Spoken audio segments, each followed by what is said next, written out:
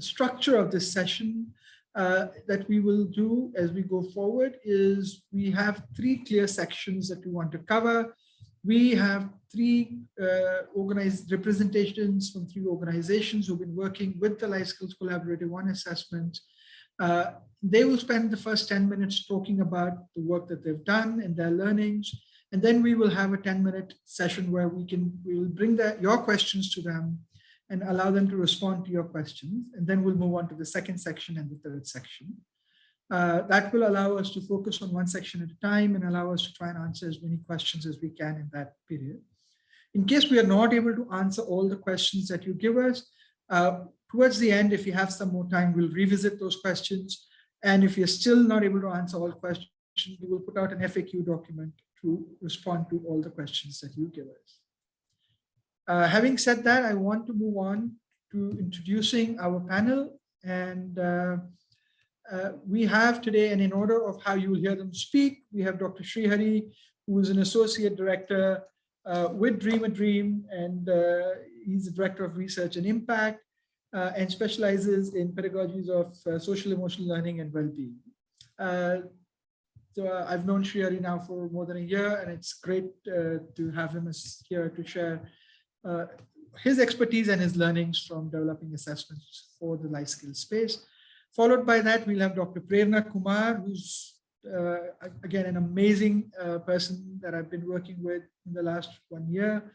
She brings in 17 years of experience in research, evidence-based programming, program evaluation, and she's led several countrywide research projects and evaluation studies. We also have 2 wonderful colleagues from CSSL, Gauri and Tanya. Gauri is the AVP for projects and has led quite a few projects, large-scale stakeholder management in those projects. And Tanya is leading a lot of the assessment building work for CSSL on the Life Skills Collaborative. I've known these people for about a year plus now, and they're fantastic people to work with, to know, and I am looking forward to how they share their learnings as we go forward today. So I think I quickly went through this. The introduction is what I'm doing now. We will go through these 3 sections in the next 1 hour, where we will spend 20 minutes in each of these sections, 10 minutes for our experts to present, and then 10 minutes for you to be able to ask questions. Again, please feel free to continue to post your questions on the chat, and we'll pick them up in the first Q&A break that we have.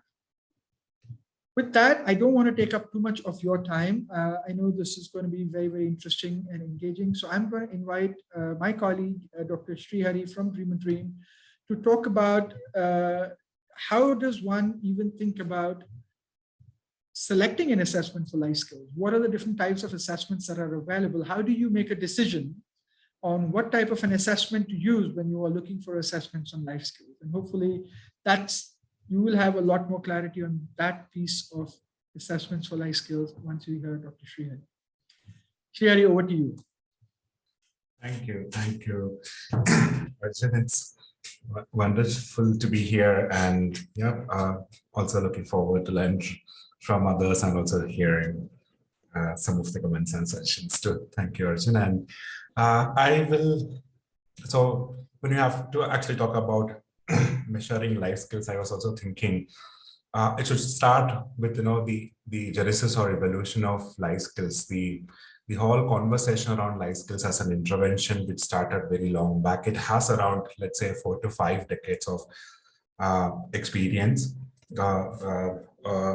Importance is gained this importance a lot from, let's say, from 1960 onwards. I wanted to bring this conversation around the importance of life skills and the evolution of life skills is also because the challenge or people started, or practitioners and researchers started thinking about measuring life skills is also because the way, the dynamicity in which life skills interventions are evolving, different settings, different programs, different mediums that we used, all as we all say in education, there is no one fit solution. So this dynamic change in the context of life skills and life skills intervention has also parallelly the conversation around life skills measurement that was all going across, and we do have few solutions. We still are figuring out some of the areas that we can actually improve, etc. And with that context, I'll say, the purpose of LifeSkills remained the same for quite some, it's been there for a long time. We wanted to build the skills in children, and those skills should be transform children or individuals' life. And that was always the purpose of LifeSkills programs. And it started with, there are community programs, there are school-based programs, after schools programs, there are different settings in which these programs are actually taught. And then there are age-specific conversation around, building life skills, which are age-specific, grade-specific.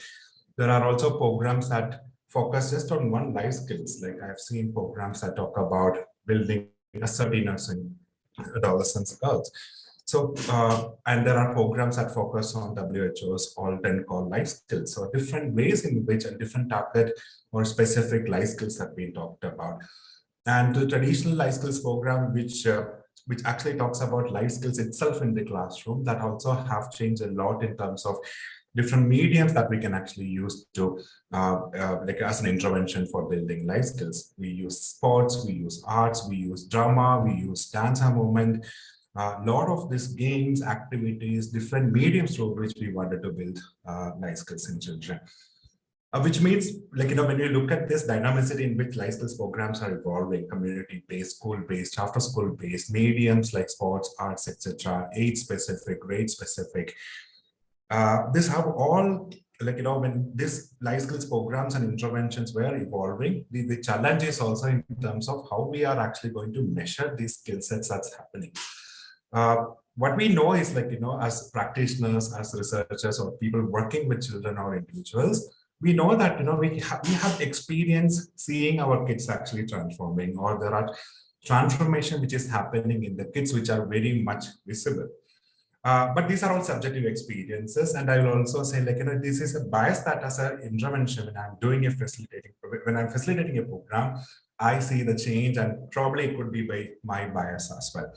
But how we could actually look at some of these interventions and how we can measure objectively, some of this transition in life skills was always a question, and there are few ways in which we are actually doing at this point. If you move to the next slide. So earlier, I would say, the whole idea of measuring life skills was just to understand whether our program is really working, because it was an innovative method that we wanted to bring in. And we are trying to understand whether this program is really working. We wanted to know the efficacy of the program. We wanted to build more evidence-based programs that can transform individuals' life. Later, it also gained life skills, the life skills, or looking at life skills, the programs. A lot of people started investing a lot of energy, money, effort to build this life skills as a discipline. And then decision makers, policy makers, educationalists, practitioners, they would like to know what is the status of life skills. Two questions I always get when we do life skills program. One is where they are actually standing right now and where they are actually moving. And what is that actionable points or insights that you can actually give us so that life skills program can be integrated into the educational system. So many key decision makers, stakeholders, and governments, practitioners, they always wanted to track the changes in life skills or track the level of life skills. And as program intervention, from a program point of view, we also wanted to know the shift in life skills, let's say from before the training program and after the training program, how much is that shift in life skills that happened? And there are policies around life skills. Different curriculum have designed around life skills and social-emotional learning, like the happiness curriculum or many other curriculum which are running across. People also would like to understand the progress of this curriculum, which is an year-long program as part of the academics or as part of the educational system. People would like to know how life skills move. And also, we are also moving to a world where we wanted to create more evidence-based programs. One is we wanted to establish whether our program is really working. Second, we also wanted to replicate these evidence-based practices across. So we really have to build evidences around the programs that's happening. And I think this is why these are all the conversations which are around why there is an urgency, or people started talking about measuring life skills, or attempts were made to measure life skills. And if you go to the next slide. And for me, like the major challenge in measuring life skills, when we look at the earlier we were talking about the evolution or the dynamicity involved in life skills intervention, and there are also very specific challenges in measuring life skills. One is like the multi-dimensional characteristics of life skills itself. So if you, for example, if you really wanted to measure self-awareness, like, the concept of self-awareness or the construct as such as self-awareness, it's a culmination or it's a combination of different other skills. Like self-awareness includes self-esteem, it involves self-concept, self-efficacy. If you really wanted to measure self-awareness, these components will also become very important to be measured. So that's a big challenge for us. For another example, like if you look at decision making, it also have elements of emotion regulation into it, problem solving skills into it, critical thinking into it. So life skills as one independent skill, like it's very difficult. So all interconnected or interrelated, and that creates a lot of difficulty in terms of measuring life skills. Another thing when we talk about measuring life skills, it's a distinction between cognitive and non-cognitive aspects of life skills. If you look at interpersonal relationship, it is a non-cognitive aspect. It is about how you interact with others, how you are actually being part of a team, collaborating with others. Whereas if you look at decision making or problem solving, it's more cognitive in nature. It involves problem solving skills. It involves critical thinking aspects of it, reasoning of it, etc. So there is, like, when you talk about a set of life skills, it's a combination of both cognitive and non-cognitive skills. That again becomes a big challenge for us in terms of how we measure both these cognitive and non-cognitive skills. Third point, from a very practical point of view, when we were also doing research, is like the level of reading, the poor learning levels or the reading levels or comprehension levels of our children. So what kind of assessment we can actually take it into the field is also a big challenge. Like, we wanted to create more robust assessment, but we will not be able to do very innovative methods because the level of reading or the comprehension level, the poor learning outcomes of our children, which we are pretty sure about, is very difficult for us to understand. So the poor learning levels are something, it's a big challenge for us. So we also have to consider how we can tackle this issue, or how we can actually look at this risk factor and have a mitigation plan when we are looking at measuring life skills. Fourth point, the metrics of measuring change.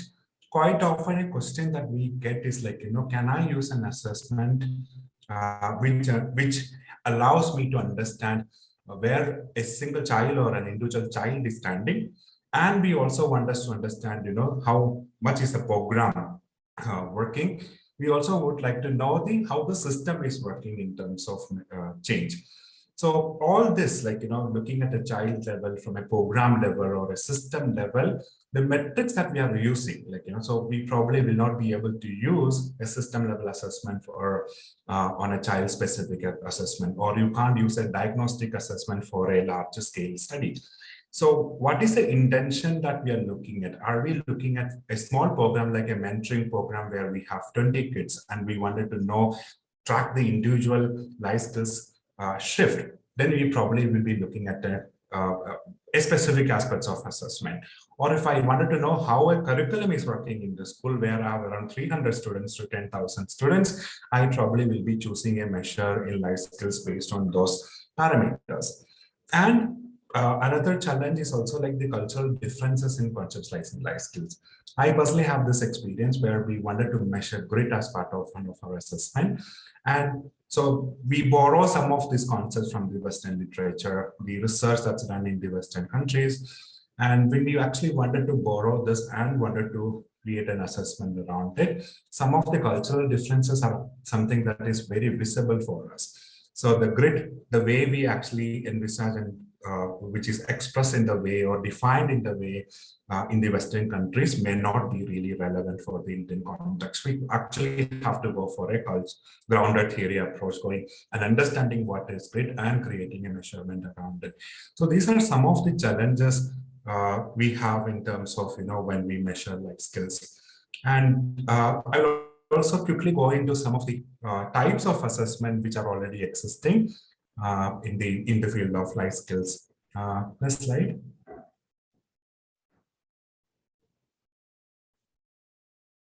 So we have different types of instruments that we are actually using. We do have observation sheets. We wanted, so before I go, I also wanted to say that all these assessment type, like there is no assessment which every assessment comes with its own merits and demerits. Every assessment have its own advantages and disadvantages, and how best we are it is our informed decision to actually pick or choose an assessment that how much we are able to capture through this assessment. That's the only thing we can do. So we do not have a solution that, this is a perfect assessment that can actually help us to understand the impact of a program or assess a child's level of life skills, etc. So the most quite commonly used measures in terms of assessments, one is the observation sheet, where the advantage is we can actually assess the performance in real life. We can actually look at the behavioral manifestation of life skills, capture that essence and see the individual differences and how transition or transformation is happening. Self-report, commonly used measure in life skills. It has its own disadvantages that people talk about in terms of social desirability. Some of these questions have a tendency to give a lot of social desirable answers. But there are ways in which we make social self-reports more relevant and more scientific.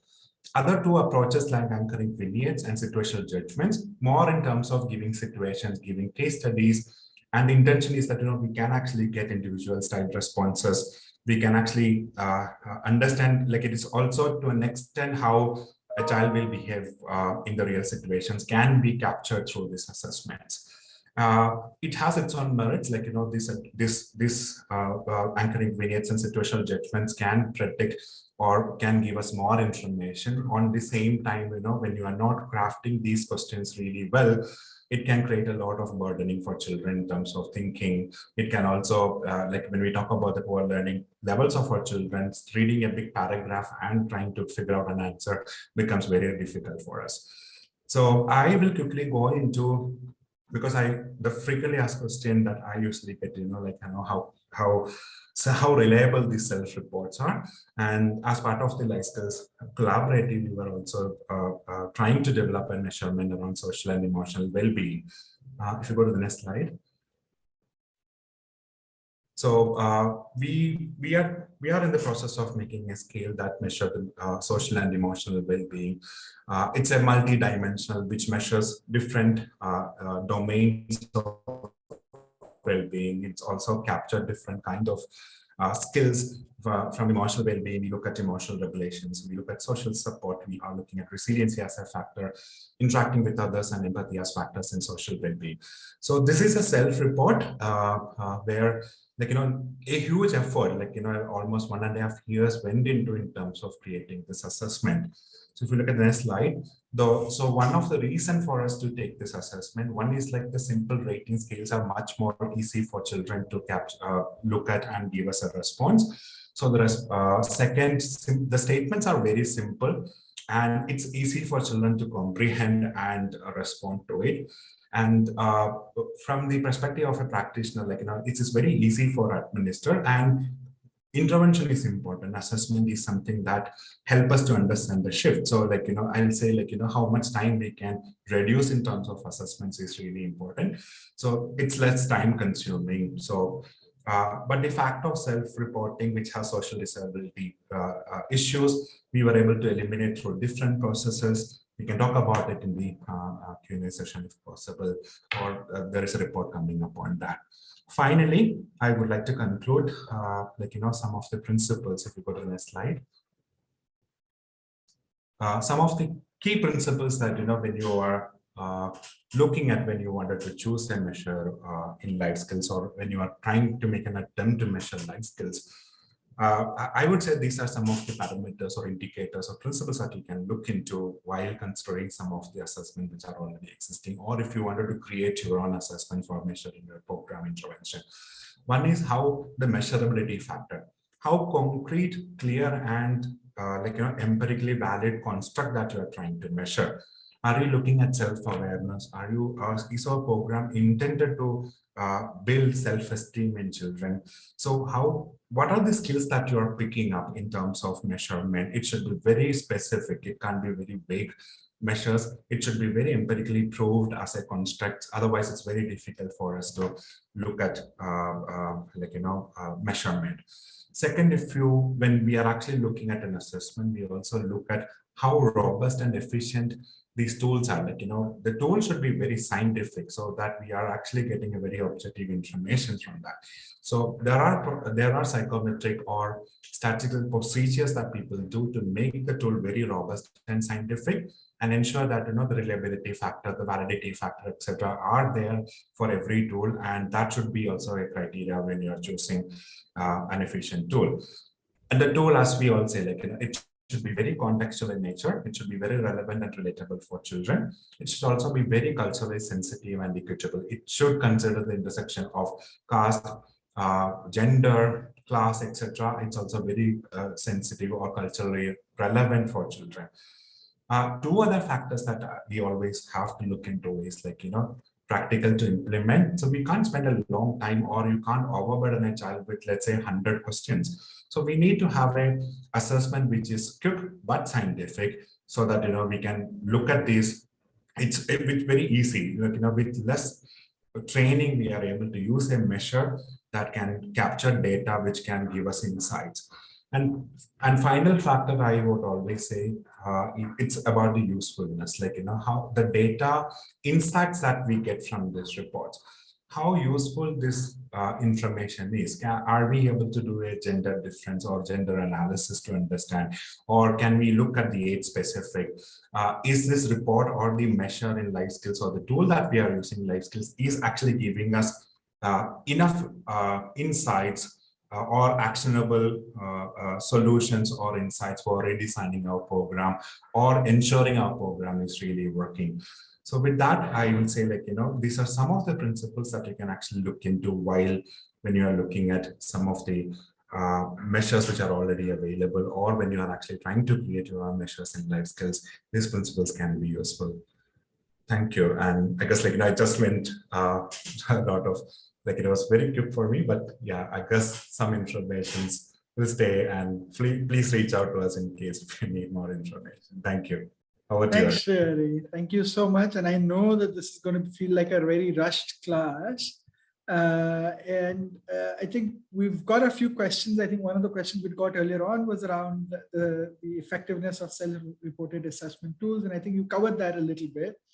I think the other question that we're getting is, what are some of the ways to make a tool equitable, sensitive to things like caste, etc.? Is that something that you could talk about in terms of making a decision around which tool to select?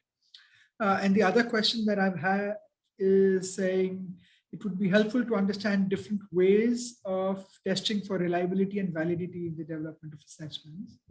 So those would be two things that I request if you could tell us. Sure. Could you repeat the first question? I did not get the full. The first question says, are there some ways that can make a tool equitable or sensitive to things like caste? Yeah, I think Prena will be talking about it more in detail. So yeah, one of the things that we have to really careful is that it should understand. It should be very child specific or children specific. It should be centered around the child. It should be sensitive and relevant to that, so that it is relatable for people. It is relatable for the child. So I have seen one of our reflection is that when the child was doing the assessment, he was also reflecting on the process, and he was coming back and saying, "Hey, I never thought I can have friends, I can talk and share about these issues with friends, etc." So it's very reflective for them, which means it's also look at some of the factors. It's very relatable. So it's very sensitive area. I think Prerna will be talking more in detail. That's why I'm not going into much in details. But yeah, definitely that lens through which we should look the assessment is also from that intersection lens of caste, class, age, gender, etc. Okay, thank you for that. And maybe we'll answer this, if you could answer this one as well, which was around different ways of testing for reliability and validity, especially within the Indian context. Yeah, so I would say, like, so there are in the market, or like, when you actually look at explore different measures and life skills, it's pretty, like, it's very handy for us to get tools nowadays. But like, the problem with, one of the major thing that I always hear is that, this tool was established in a specific country or in a state, and it is valid and reliable. But one of the checkpoint is, like, ensure the tool that we are actually using, or like, as we said, it should be very culturally relevant. So we may have to revalidate it. So there are different procedures that we do. One is, like, we re-establish the reliability. We look at factors like cronbach alpha. A satisfactory reliable score means the tool is reliable. If you look at the example of well-being tool that we were developing, so the socio-emotional well-being tool, we wanted to establish the validity with some of the already existing tools which are out there.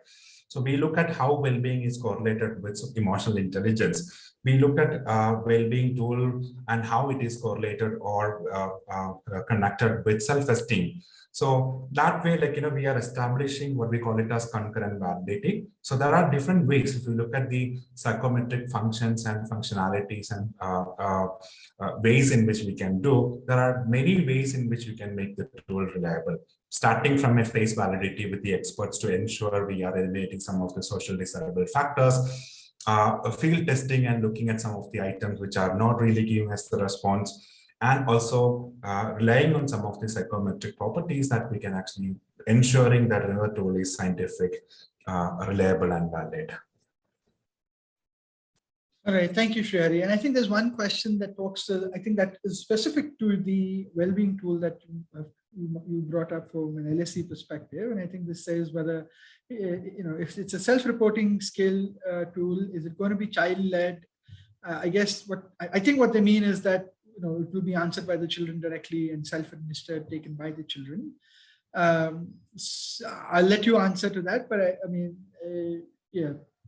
Yeah, you want to answer with so it's a self-report where we are asking children to give us their sense of well-being and some of the skills that we wanted to capture. So it is a self-reporting where the child is reporting. And I would say, like, we are not looking at a very child-specific well-being score. Rather, we are looking at a little larger population to know, to flag or understand some of the concerns, or flagging some of the areas that need intervention, or understanding how we can redesign or put across a very target or a very specific life skills intervention, etc.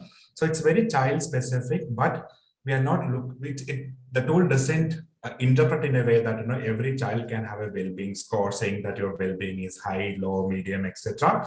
But it is from a system level looking at the large scale assessment, large scale data, and seeing whether our program is really working or not. But yeah, it is a child-led or child-centric, but it's not as a diagnostic tool that we can use to understand the well-being of children.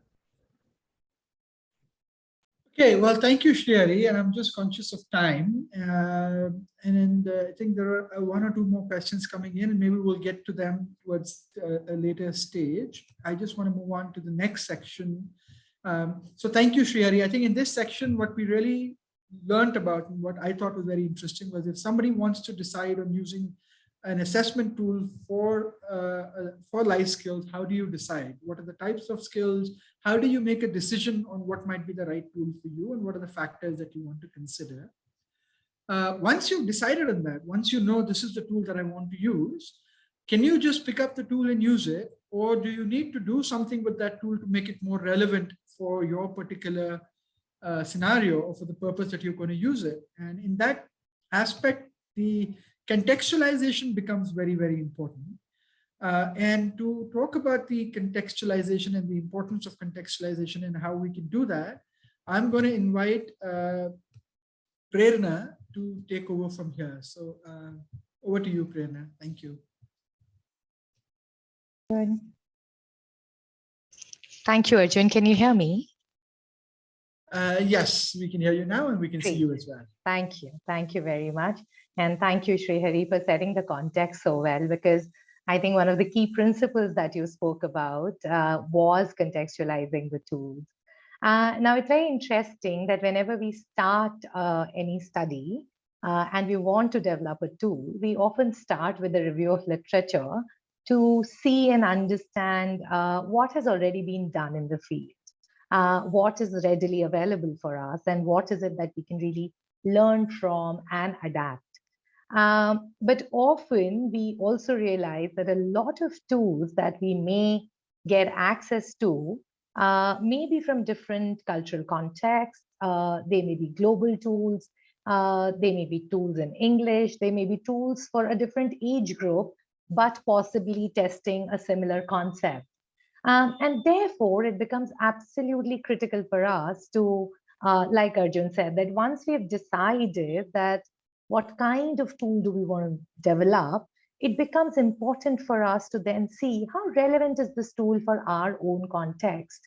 Can I use a tool which possibly has been used in a developed country in my own context? So for instance, can we pick up a tool, say from US or Europe, a tool that has been used with children in UK for the children in Rajasthan or for the children studying in government schools in Maharashtra? Is it really going to be the same?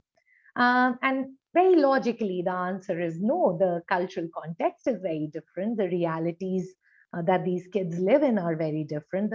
The social and cultural norms that they have to navigate is also very, very different.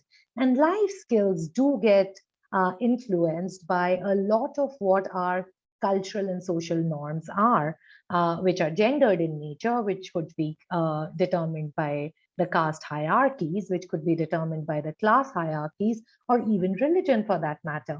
And therefore, there is an inherent need for us to adapt these tools and adapt these tools to our own context and not really going with what is just the standard tool. While we want to often use standardized tools, it will be important for us to ensure that these tools, whether it's in terms of language, whether it's in terms of culture, whether it's in terms of socio-demographic realities of that particular geography, it's important that that gets reflected in the tool.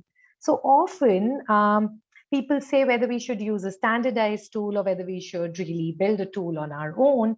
And to that, my response is, look at the standardized tool and yet contextualize it for your own context.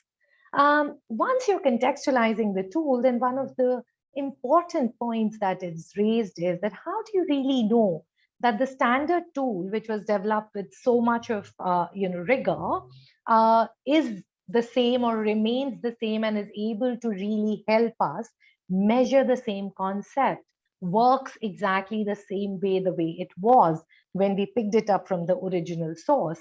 And therefore, when we are contextualizing a tool, validating it at various levels and validating it using various methods, therefore becomes, again, a very, very important aspect for us to remember. Can we move on to the next slide?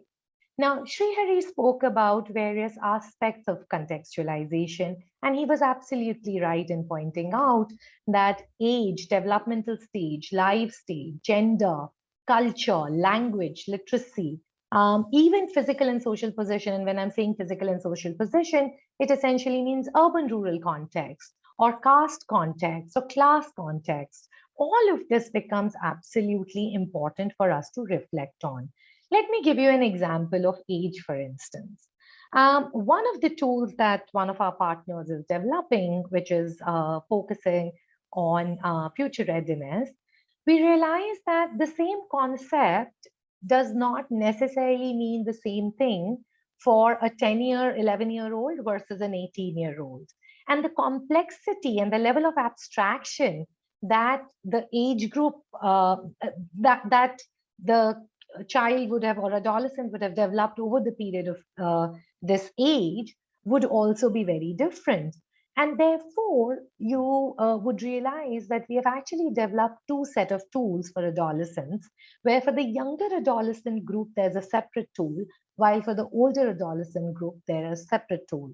And when I'm saying separate, does not mean that each item is very different, but there are specific items, there are specific questions that are more complex and are more in line with the level of comprehension and the level of abstraction that an older adolescent can manage as compared to a younger adolescent.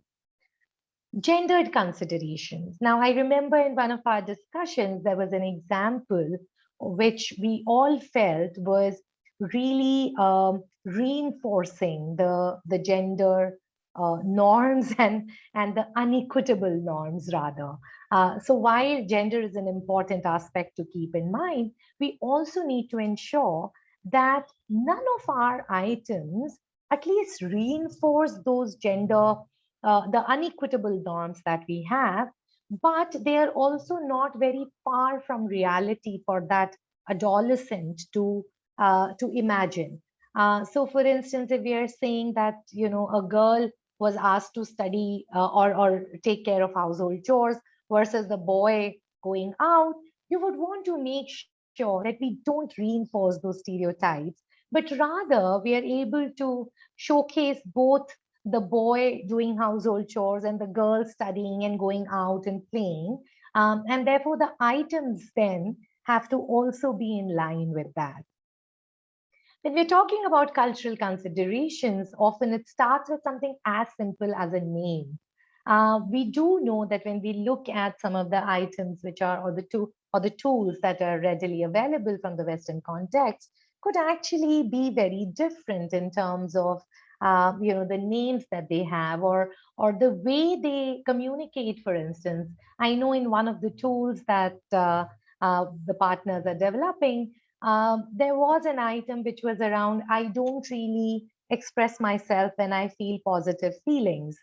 And this in itself is pretty, perplexing for an audience where, the question the teachers raised when we were, not just the teachers, but the experts raised when we were even going through those items with them was that why is it that we're even expecting them not to share their happiness? Now, culturally, that's something which we would often not do. And therefore, you need to see whether that item is culturally relevant or not. Language, of course, I mean, you cannot administer an English language tool with a Hindi speaking population or a Marathi speaking population. You cannot administer a Hindi tool either. Similarly, very interestingly, when we were in Mizoram and we were undergoing this expert workshop, we realized that a lot of words in Mizo could not really be translated to explain the concept very well. So either it was becoming really long and complex to explain that one word of English, but because in Mizoram the literacy levels are really high, there is some bit of understanding of English as a language, and English is used or peppered. Mizo is rather peppered with English words. There was often a decision that was taken around using English words in the Mizo tool and kind of retaining some of those words, and which is also true for our tools in Hindi as well. Similarly, like I said, physical and social position considerations. Now, these are again an urban and a rural audience. How do you ensure that the concepts that possibly an urban child understands may or may not be really relevant for a rural child, for a child in the rural areas? Now, one example of this was that one of the items which kind of gave a scenario about kids going to watch a movie was absolutely unthinkable for a lot of children in the rural areas. And therefore, a decision was then taken that possibly movie is not really a good example for this population group. And therefore, let's replace it with either a mela or a fair, which makes it more relevant for them, more relatable for them, and for them to be able to then answer. These are some of the considerations that we certainly look for. And also and something which I haven't really said here, but whenever we are developing the tool, let's also keep in mind the ethical considerations. What are we asking? How are we asking? Are we impinging on someone else's rights? So all of those considerations go into adapting or contextualizing the tool. Can we move on? Yes, thank you. Now, why was it important to do this in the context of the Life Skills Collaborative? Interestingly, when we started as the collaborative and one of our partners, TTF, started developing the glossary, and a lot of us, three of us, CSSL and DAD and ICRW, started developing the assessment tools, all of us, the first thing that we did was review what is available. And it was surprising that there were some 63 frameworks on life skills and 60 assessment tools available, but these were largely global tools, very few tools which were specific to India. And therefore, we also then realized that it's not that each framework is very distinct from the other. There are several overlaps, but still the way things have been defined, there's some variation in either definition or there's some variation in measurement. And thus it became, again, a humongous and a very, very critical task for us to be able to first make sure that the definitions that we have, and which is the piece of glossary that Arjun shared in the very beginning, and you also have the link of it, please go and check it out, that the definitions are contextualized. And once the definitions are contextualized, we also work simultaneously to make sure that the measures are aligned to the definitions and the measures are also equally well contextualized. And this is in a scenario where we are developing as a collective, as a collaborative, we're developing 3 tools: teachers tool, systems tool, and adolescent tool. An adolescent tool also has 2 parts to it. One is a well-being tool and another one is a future readiness tool. So essentially 4 tools, but 3 key populations. And in 4 states, and so 4 states are Rajasthan, Uttarakhand, Mizoram, and Maharashtra. Now, each state is very different from the other in its cultural context. So we also have to be mindful of that. Plus 3 languages. So we're talking about Hindi, Mizo, and Marathi. But interestingly, even the Hindi tool did not really use the same words in Rajasthan and Uttarakhand. So it had to be contextualized to that extent, where the tool is relevant for that particular state, even when they're speaking possibly the same language. Can we move on? So I'm going to quickly talk about what was the design process that we followed. So of course, we, like I said, and something which I've already kind of spoken to a great extent, we reviewed the existing tools and measures that are readily available. These were global, these were Indian, and there were a variety of frameworks, variety of tools, variety of measures. But what was important for us to keep in mind and consider even while reviewing the tool was that we ensure that it was age group relevant, that it was context relevant. And if it is not context relevant, then how do we go, even if it is a relevant item or a relevant scale, we want to take it, but then how do we adapt it? And then we went ahead with a whole lot of conversations with the experts. And interestingly, all the partners have followed a very similar process. Once we did that, we then had to translate the tool in the local language. But translation doesn't really work well without a back translation to ensure that all the adaptations that you've made based on the list of considerations that we just spoke about, your question is actually answering or checking for the same thing that it was when it was in its original shape and form and the language.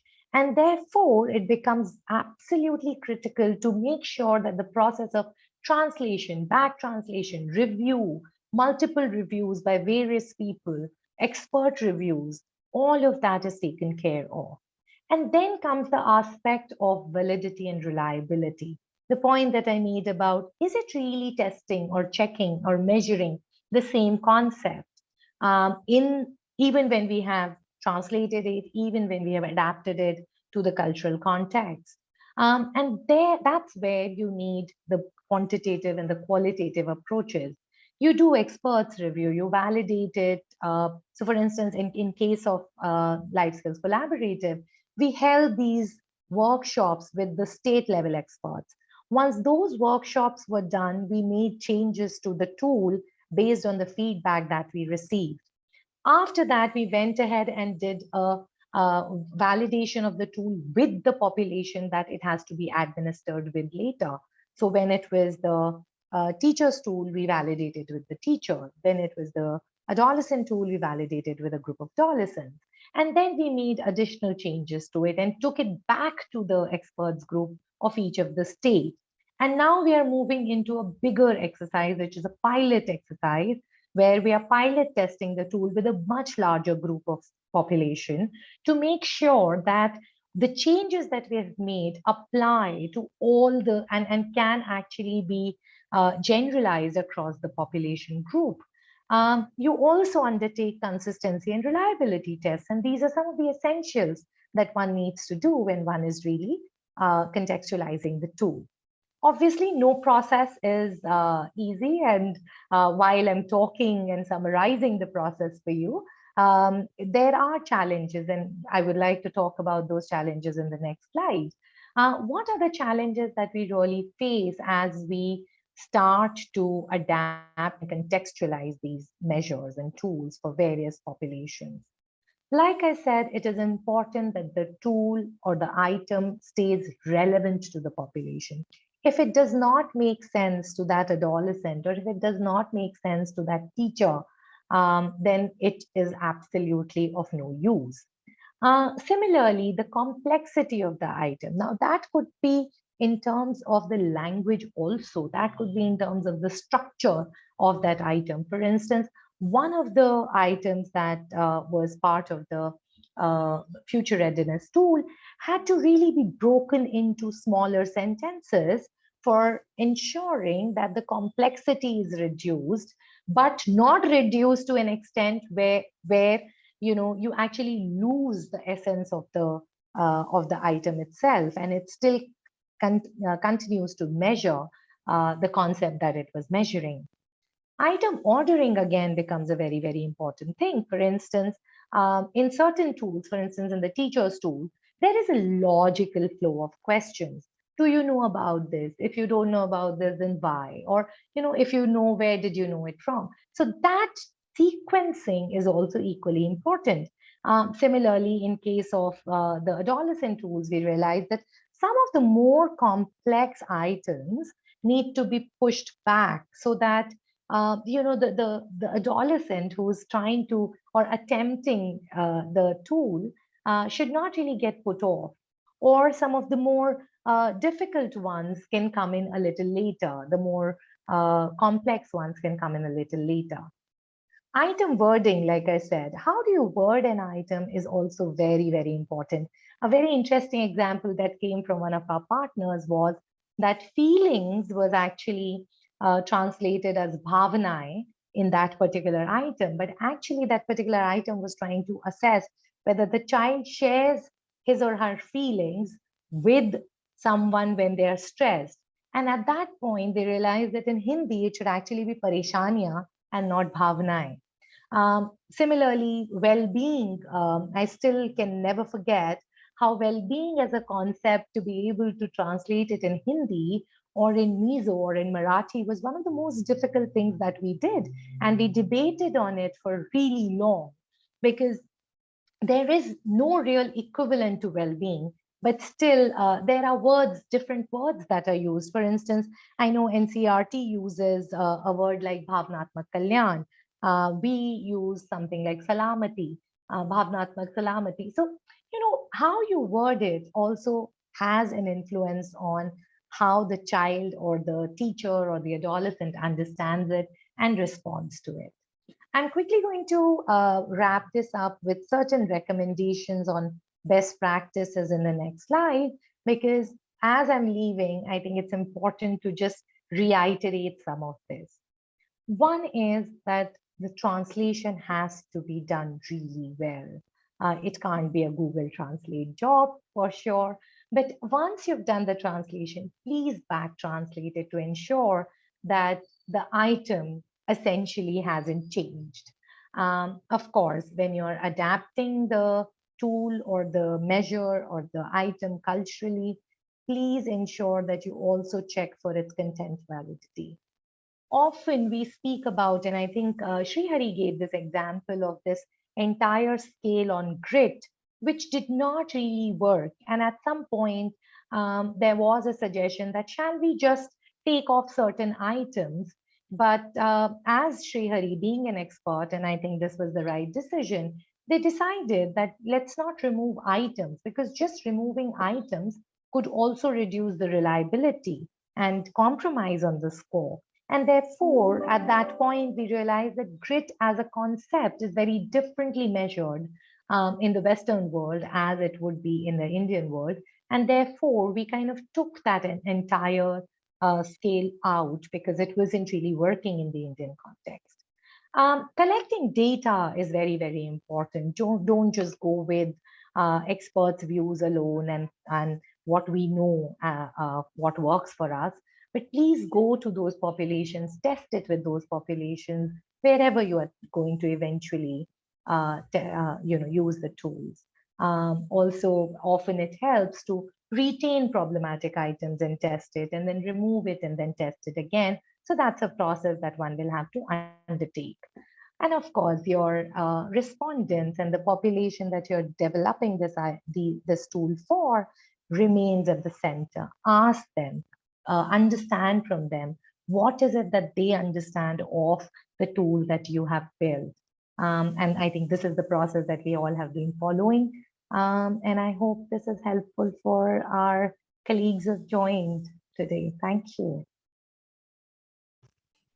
Thanks, Prena. This was really useful. And I have to say, every time we talk about this, a couple of examples just keep coming back to my mind on how, and having traveled with you and some of my other colleagues to all the 4 states, it has been a really interesting experience of understanding how important context really is. And even simple things like back translating. I clearly remember an instance where we had adaptability as a word, and when we translated it into Hindi. And when we back translate, we gave it to somebody else to back translate from Hindi to English, and it came back as adjustability.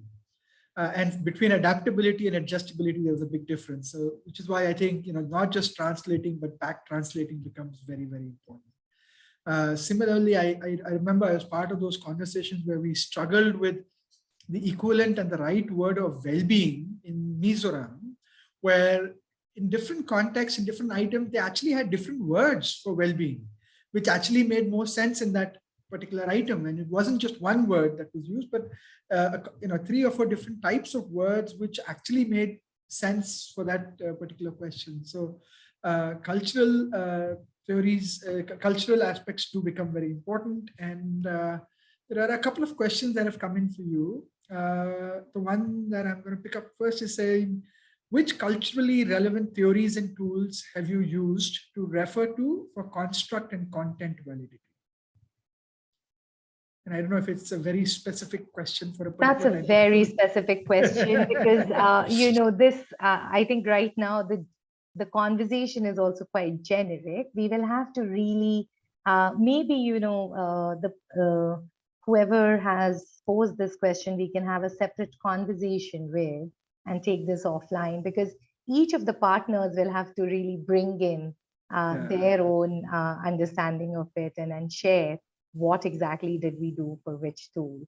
So thank you. And maybe we'll do is we'll see if we have time, we'll pass it on to Tanya and Srihari, absolutely. And Srihari, maybe towards the end for them to answer. Certainly.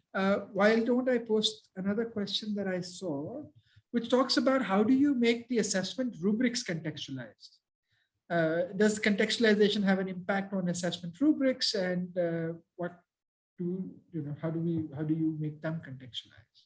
So see, your assessment rubrics obviously has to be first in line with, essentially assessment rubrics tells you what is it that you're measuring and how are you going to say how well the child is doing, for instance, if I was just to take that example.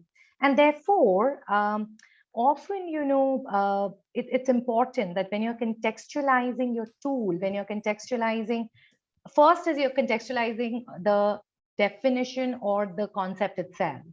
When you contextualize that, you will have to see how it impacts your rubrics as well, and how it impacts your measurement. So each of this obviously has to go in line with the other.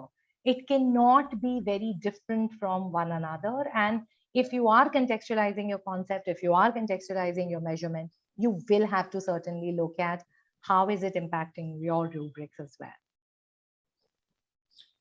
Thanks, Prena. I think we'll take a couple of more questions and then we'll move on to the third section. One of them is, I am curious what it would mean to start from creating the tool in one of the Indian languages itself, and then translate it into English if needed, especially since language is rooted in culture. Would that support culture setting for the tool? That's a great question. And this is a debate that we often have. And not just a debate, but also try doing this as a practice sometimes. But, you know, and I can talk in context of life skills collaborative, particularly when you're trying to standardize certain things, and when you're trying to look at a standardized tool, often then it helps to really start with English rather than starting from each of the languages, because you could actually end up doing a very different kind of tool across those languages. Having said that, if one was to develop a tool only in Hindi or only in Marathi or only in some other state-specific language, say a Mizo or a Tamil, then possibly that could be a great practice to start with. Having said that, often in terms of, you know, it's that balance that one has to follow in between standardization and contextualization. And in this particular case, we decided to go with an English tool because we were also trying to keep the tool standardized for Indian context and trying to also test whether a tool like this would work across languages and across states. And what's very interesting to see is that with some minor differences and some minor adjustments and contextualization that we had to do for each of the states, largely the concepts have seemed to be getting measured the same way across the 4 states. So yes, it's a great practice if it's only one tool, but in this particular case, we stuck to going ahead with an English tool. And we've got one comment on that, Prena, where they say that they have found translating from Hindi to other Indian languages working better than English to other languages. And it'll be great to maybe, you know, and that's something that we'd love to hear from you in more detail. Absolutely, maybe, and absolutely. understand that better. In my experience, what I saw, and having just been part of all these programs, even the Hindi tool that we had, when we were translating it, there were differences between Uttarakhand and Rajasthan. Which required, so it wasn't very standard in terms of saying that it was one, you know, we had it in Hindi and then we still had to make quite a few adjustments to make it neutral between Rajasthan and Uttarakhand, just from a Hindi perspective. So yes, I think it could be something that we explore and build on. I think there's time for maybe one last question, I think, and there's a question here that says, and maybe this is something, again, which might be better for, this is more about the tool design. So I don't know if Shrihari wants to jump in and answer it or maybe respond to it on the chat, but this talks about, have we tried pair ranking methods instead of, which is basically offering a choice between just 2 options instead of ranking questions. And I know that we use 3 or 4 different types of tools in our LSC. And I think we had the one right answer type, we had a scale, and we had no right answer in terms of, you know, just very open-ended in terms of how we, so yeah, Prena, if you want to quickly answer that and then we'll move. Sorry, no, I think I'm not very well placed to answer that because in our tool, we did not have that kind of a, yeah. So maybe Shrihari or Tanya. What I'll invite for Shrihari is to maybe respond on the Q&A tab and type out the answer while we move to the next session. Prena, this was really great. Thank you. I think this was probably for me, the whole entire process of tool design, development, implementation. This was the most creative, most interesting, most interactive aspects of how every time we spoke with experts, government experts, we spoke to students, we spoke to teachers, so many different nuances came out, which made us Absolutely. realize, and I think more so, especially from a life skills perspective, how important building the right context is. Yeah. And the same question loses its meaning if it is not presented in the right context. So thank you very Absolutely. much for sharing Thank that. you. This has been really useful. Thank you. I'll invite you and Srihari and our experts to also, if you can respond to some of these questions on the Q&A tab, I think that will be very helpful as well. Having said that, I'm going to move into the last segment. I'm conscious of time as well, where we found out how we decide which tool to use. We learned how contextualization becomes very important and what are some of the elements that we need to consider to adapt it for our purpose. And I think the other one now, the last bit of it is how do you actually then go about using it? How do you decide where you test it, how you pilot it, how do you roll it out at scale? And given that the Life Skills Collaborative is working across 4 different states, we have our partners from CSSL, Tanya and Gauri, and I'm going to invite them to talk a little bit about the third aspect of rolling out assessments at large scale. Tanya and Gauri, over to you, please. Thank you, Arjun. So good evening, everyone. My name is Tanya, and I'll be taking you through the initial part of our discussion on implementation of large-scale assessments. Sanjana, if we could go to the next slide, please. Thank you. So before we get into the discussion on implementation, let's take a step back and look at the overall cycle of what constitutes large-scale assessments to speak of. So the process starts with designing the blueprint and designing the framework that we want to base our assessment, that we want to base our tests upon. Once that process is done, then we move on to designing the tool, which, as you heard in the first part of today's discussion, it really depends on what is it that you want to measure and what is the best way to go about it. There are a lot of decisions that need to be taken around that.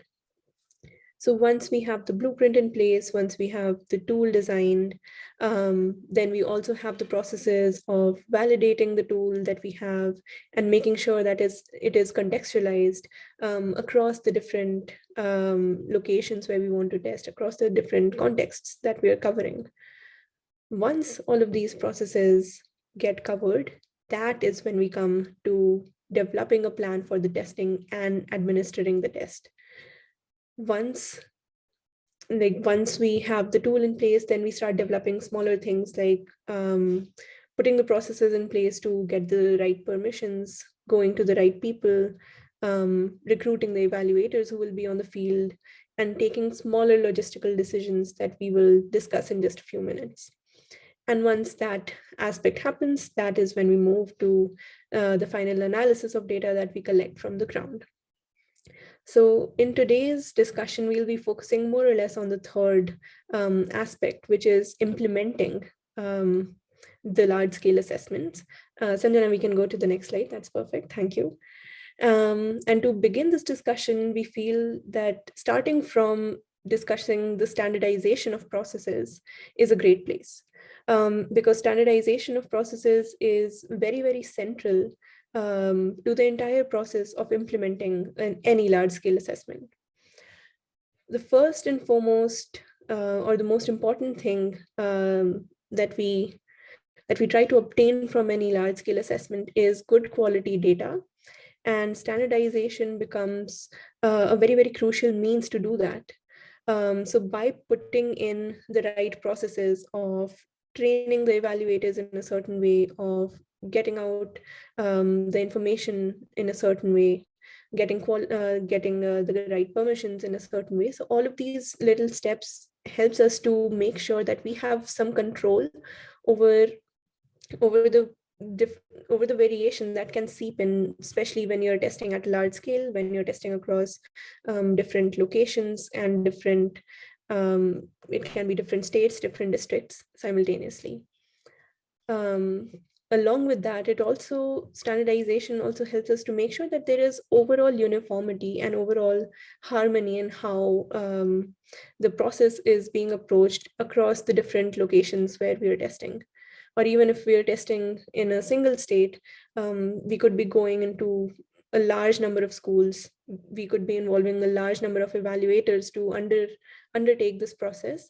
And so to make sure that that each of the people involved, they are following a similar kind of a process, that there is no like unforeseen subjectivity that is seeping in.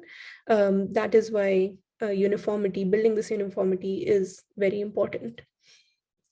Having standardized procedures in place also helps us to make sure that we are carrying out the entire process in the most efficient way possible, and that there is a degree of accuracy as it minimizes errors. So making sure that all of this happens at the planning stage, all of the standardization, this discussion happens at the planning stage, it becomes very important. Along with that, managing the different people that are involved in a large scale assessment, that becomes a big challenge if not done well. And so having standardized procedures in place also enables us to make sure that all the different evaluators who are on the field, all the different master trainers, the team leaders, they all are operating in the most efficient, in the most regulated way possible. And finally, standardization also just helps us to have the most efficient plan in place, have the most efficient would be the word actually. It just makes sure that we are developing a plan that can be carried out successfully across different contexts, even if there is variation in terms of the language that we are testing across, in terms of the age groups that we are testing across. Making sure that there is a standardized plan in place takes care of all these things. Could we go to the next slide, please? Thank you. So along with standardization, another crucial aspect of any large-scale testing is sampling. So essentially selecting the population that we want to draw inferences from during our research. That constitutes a big, substantial chunk of any large-scale testing. And it also becomes important to make sure that we are undertaking this basis the scope of our study and the purpose of our study. So for example, we can have a census-based study if we have the time and resources available to undertake that kind of a project. Or else we can have other style of sampling, such as we can select a random sample, or we can select a stratified sample where we ensure that there is adequate representation from the different subgroups that we want to consider and that we want to analyze later on, based on what we want to study, how we want to study, and how we want to report later on in the project. So based on these decisions, we also then have to go about the process of selecting the states, the districts, the blocks, basically the different levels from where we have to select the population. And from there, we then go into deciding what are the schools that we are selecting, keeping in mind, so if you're doing a stratified sampling, then keeping in mind the different strata. What are the schools that are eligible? What are the schools that will get selected? And then from there, we finally move on to student selection. So it's like a graded thing, like you have to plan the bigger picture first, and then we narrow it down with each step that we're taking. Could we go to the next slide, please? Thank you. So that was more or less the first part of building a background of what are the different major components that get involved in any large scale, implementing a large scale assessment. In the second half of our discussion, we'll focus on aspects such as obtaining the right permissions, what does the planning look like, what are the logistical aspects that need to be kept in mind while planning for implementing and how do we go about conducting the tests itself. And so for this part, I would like to invite Gauri to take it forward. Thank you, Tanya, for setting up the background for why standardization is important for the test administration. So can we move on to the next slide? We can start with the permissions. So one of the important aspect is taking written permissions to conduct the assessment. And for the same, we need to see what are the different stakeholders we need to approach for the permissions. And they could be government official at different level, or they could also be private school management or principal, depending on the target sample for the study.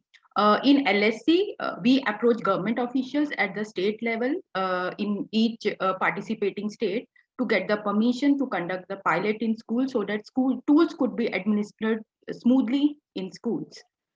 Next slide, please. This is about the team recruitment. So team is very important for the success of and failure of any project. So people need to be carefully selected through screening and the selection process. So we need to look at what are the kind of people and number of people that should be recruited for a large scale study. Decision on this could be taken depending on the scale so that you could so that your workflow can be managed efficiently and effectively. Primarily, you would need managers, master trainers who can train the evaluators, and evaluator who are basically the test administrators or the data collectors. Manager's role is very crucial as they have to recruit people, manage them, organize trainings, as well as they have to do micro level planning of logistics. For example, taking stock of the testing material, time, cost, etc. Another important role is the role of a master trainer. Master trainers who can train the evaluators, and master trainer must have understanding of the test development processes and the need for the adherence to standardized procedures in data collection. In case we are conducting assessments in multiple states, then master trainer need to be fluent in regional languages. So when we selected master trainers for our LSC pilot, there we made ensure that our master trainer, they are fluent in the regional languages. For example, in Mizo, they are fluent with Mizoram, like that, Mizo, like that.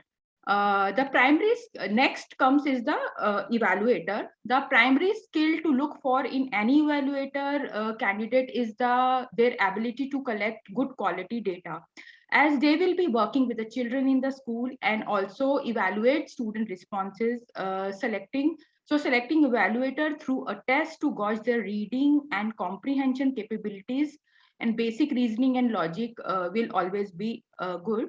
In LSC piloting of tool, master trainers were trained, and who trained the evaluators at the district level.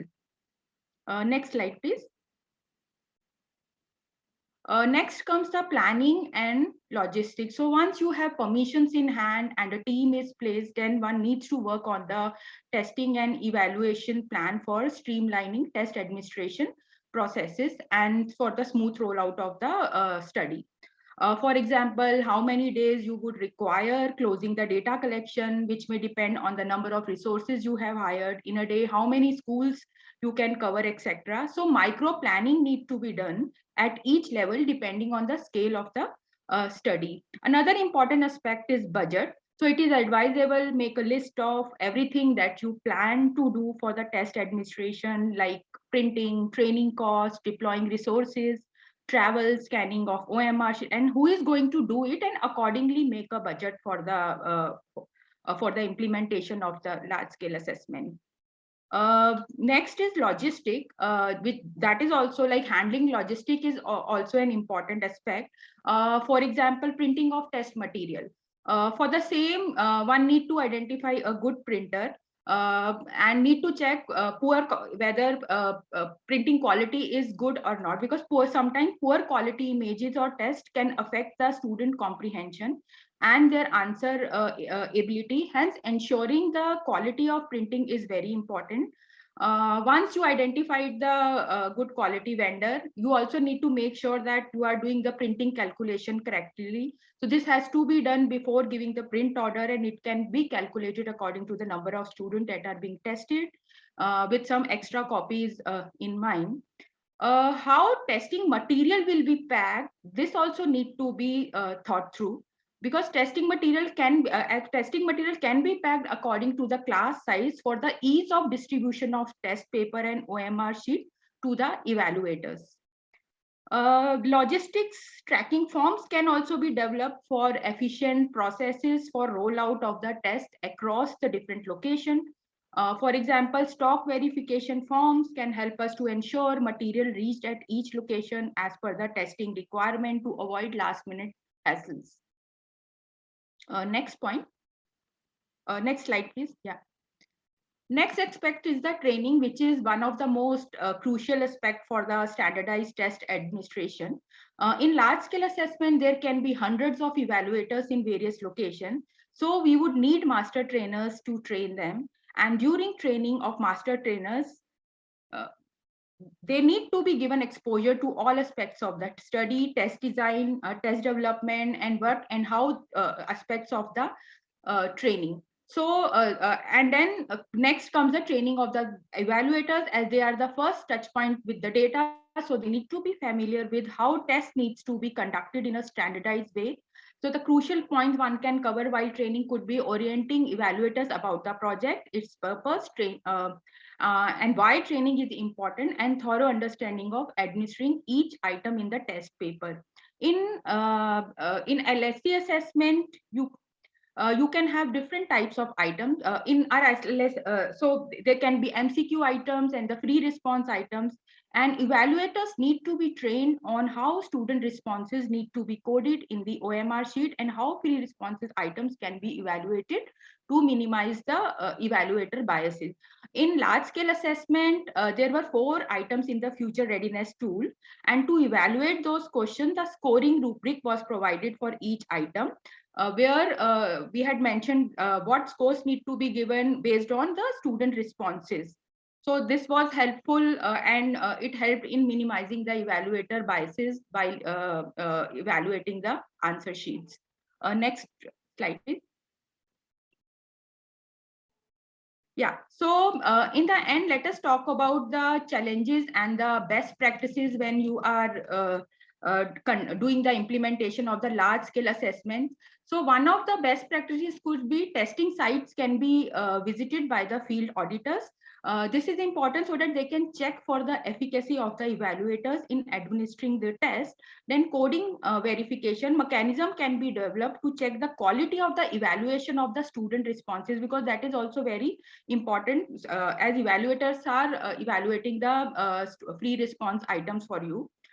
Detailed master trainer or evaluators manuals that covers all aspects of training and test administration can be developed and provided to each evaluator for the easy reference during the testing. Last come is the how you will handle all the logistic. For that, logistic training forms and checklist can be developed to enable efficient processes during rollout of the test across different locations. For example, testing dates charts can be developed, which tells you which date, which schools need to be covered for the testing. Yeah. So these are the some of the best practices which we need to follow at the time of test administration.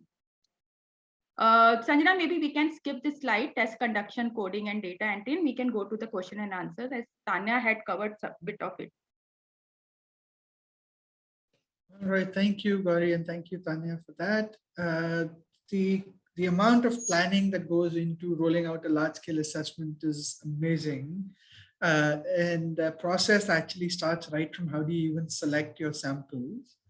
And the process of how you, in the LifeSkills collaborative context, for example, we wanted to work with 5 districts in a state, and within those 5 districts, firstly, how do you select the 5 districts for it to be a representative sample of the state?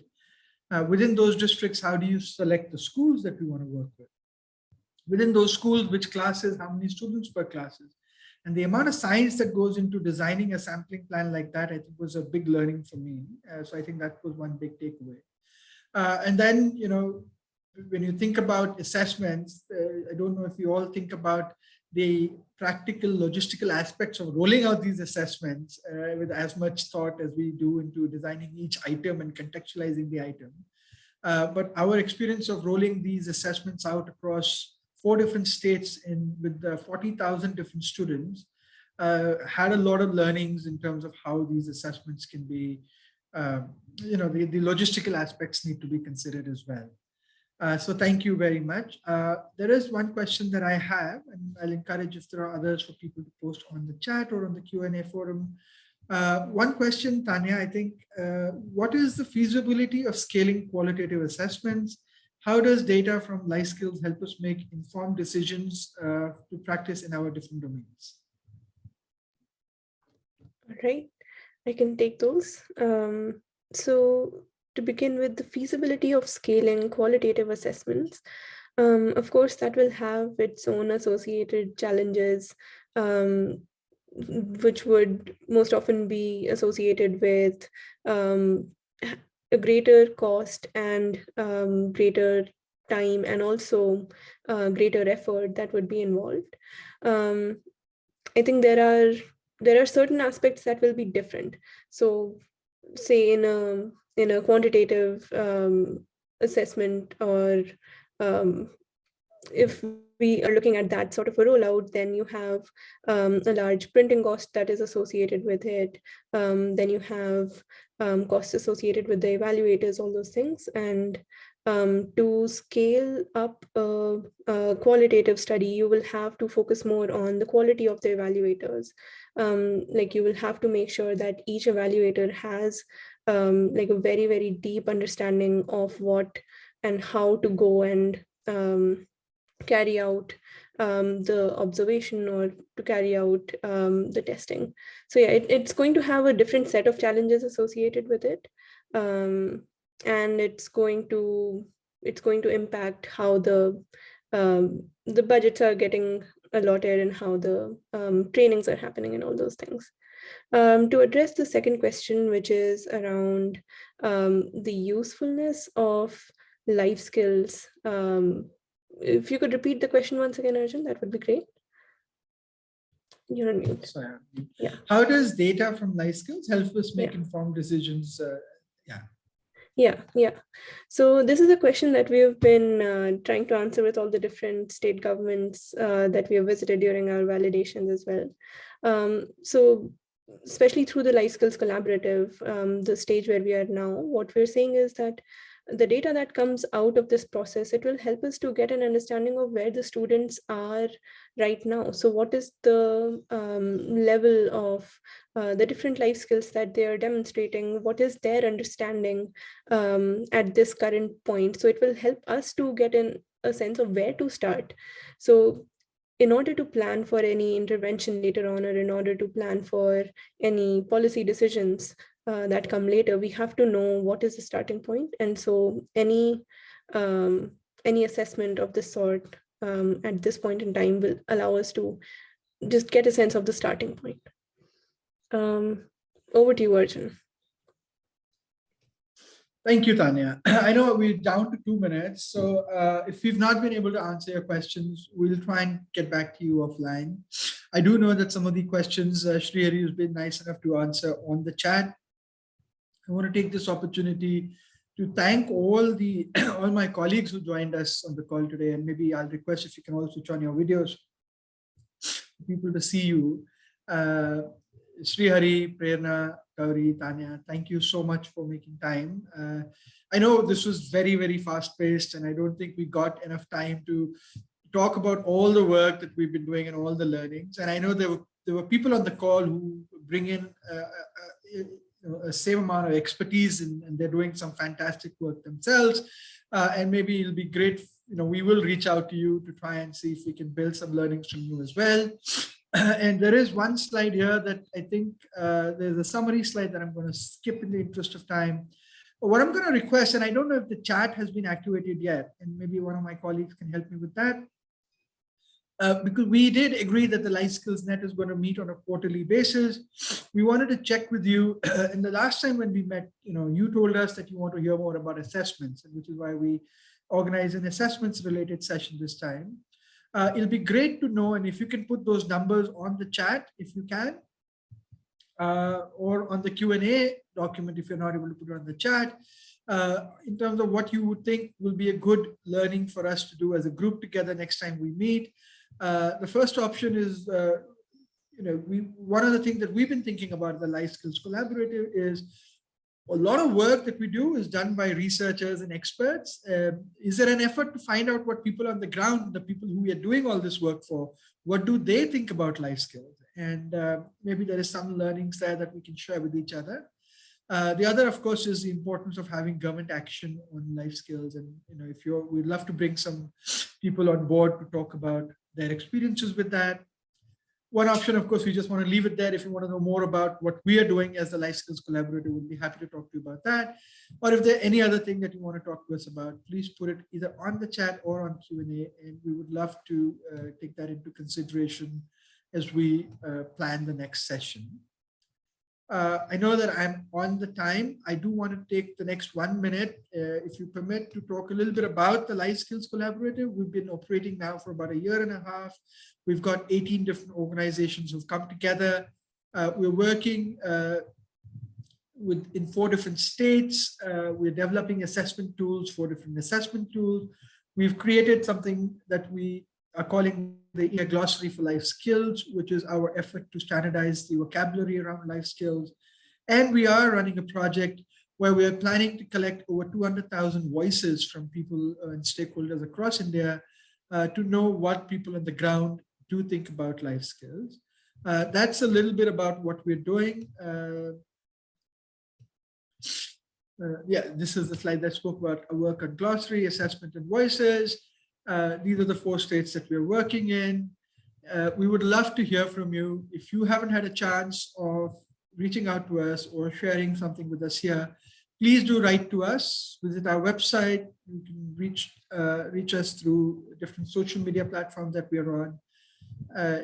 I think we've started to build a great community around life skills. I think there is a lot of conversation that is happening. There's a lot of good work that all of you are doing.